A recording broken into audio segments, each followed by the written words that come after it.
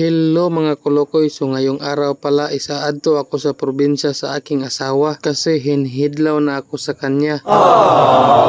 Hindi bitaw mga kolokoy, papauli ako kasi day off ko ngayon. At pagkaabot ko sa ilaha, kinuyugan ko kaagad siya maglakaw-lakaw at mag-exercise. 6 AM ng umaga pala kami nag-exercise. At pagkahuman, umadto na kami sa dagat kasi maliligo na siya. Kasi ingon ng ubin niya, mag-exercise siya at maliligo lagi sa dagat. Bali 9 months na pala tong tiyan niya at anytime pwede nang gumawas ang bata dito. At pagkahuman, umadto pala kami sa midwife para papaminawin namin ang heartbeat ng bata. Ewan ko ba kung ito ba yung tinatawag na ultrasound kasi kumukuha ng speaker ang midwife at ipatugtog ng malakas yung parang ultrasound talaga. Magre-request pa sana ako ng kanta ng Linkin Park para mas lalong ultrasound talaga. At pagkahuman, pumauli pala kami. Tapos nahuna-hunaan ng bilas ko na maghihimo siya ng manggoplot. Kaya hindi na ako nagtatlong isip na tatabangan ko siya sa paghimo ng manggoplot. Kaya hinabo ako na ang mga ingredients na pinalit namin kanina. Kaya inaandam ko na ang mga balunan na bubutangan namin ng manggoplot. At dito binutang ko na ang is-biscuit sa balunan at isang manggo.